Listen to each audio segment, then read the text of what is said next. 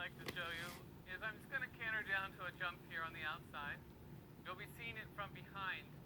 And this is what I see a lot in the show ring today when people are trying to get their leads over the jumps. They sort of over-rotate their shoulders to the inside. On the way down to the jump, the horse is already overbent to the inside. And then they go and try to open up the inside rein over top of the fence, creating too much of an angle to the inside. The haunches then spin out to the outside, and the horse lands on the wrong lead. You'll be able to see from behind what it looks like.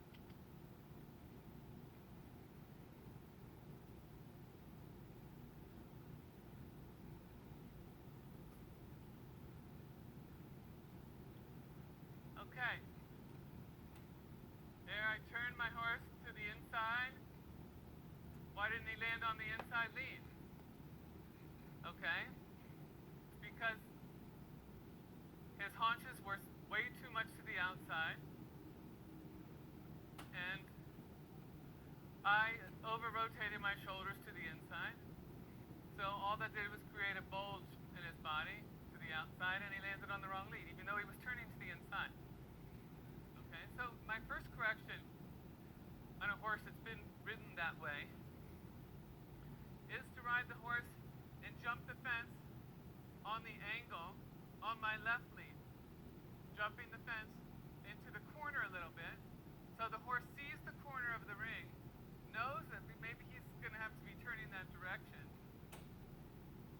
Okay, and by going to the jump on an angle like this, I've created my horse's haunches being to the inside instead of turned to the outside. So even though I'm jumping to the outside of the ring, and even though the left lead is this horse's favorite lead, hopefully he should land on the right lead. Okay, there he gave a beautiful jump, landed on that inside lead, okay, without having to turn him over top of it. I could even use maybe a little bit of inside rein because I've already got his haunch to the inside, and I don't have to worry about using too much inside rein that I'm going to spin his hind end to the outside. Now I'm going to just do that on a couple other jumps, maybe make him land on the, keep his hind end to the left here, and angle this jump, land on the left lead, and then come around, canter down to this oxer on the angle, and get him to land on the right lead.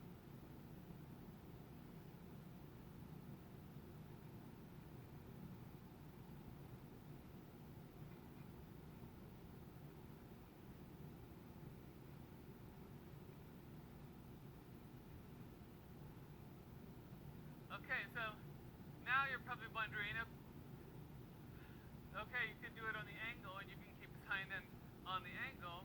Now how can you just jump this fence on a straight line or canter down that line and do that? Well, the same thing. I will canter down to this fence.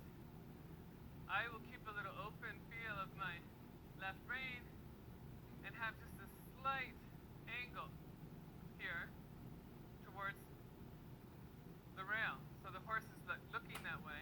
I actually, instead of turning my body to the inside, I keep my shoulders straight, almost turn a little bit towards the outside. So the horse gets his body this way, and then over top of the jump, in the top of the fence, then as the horse is landing, then maybe I slightly turn to the inside. But on the way down to the fence, I do not start looking to the inside, turning to the inside. I actually try to keep my left shoulder back a little bit, keep a little feel of the left rein, and the same thing for going down this line over here. I will jump in, and actually I hope he lands on the left lead, going into the line. Then it's easier for me. If I can get him to land on the left lead jumping into the line, then I can keep a feel of that left rein, open it slightly, so that I ride to that jump, I keep my left shoulder back, look a little bit towards the outside of the ring, and get the horse to land on the inside lead.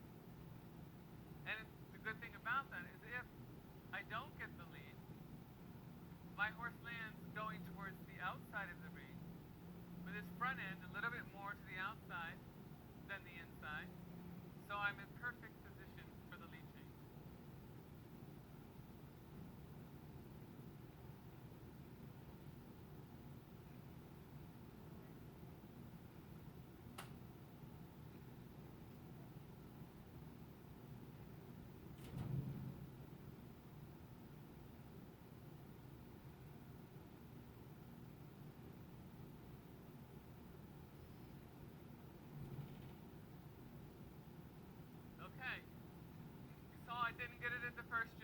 least I was positioned correctly for that lead change. Over the first fence there, I kept a little feel of my left rein, letting him know not to cut to the inside, keep his front end a little bit to the outside, kept that feel down the line. So when I got to this jump, he was positioned a little slightly like this, over top of the jump that freed up his right side to land on the right lead. Maybe I'll try one more time this bend. That was perfect, just what we wanted in the line. But at least I had a very good lead change there. My horse wasn't already cutting the corner.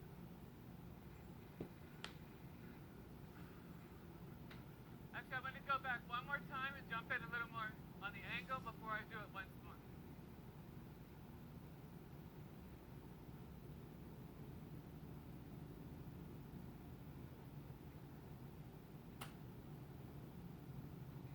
But I would do a lot of that on the angle, schooling at home, teaching him to go towards the corner, keeping him keep his haunches to the inside and his front end from over bending to the inside.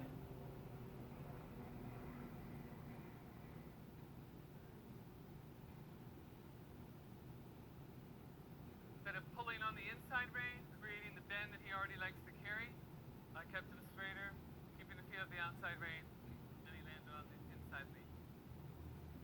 I hope I explained these exercises well.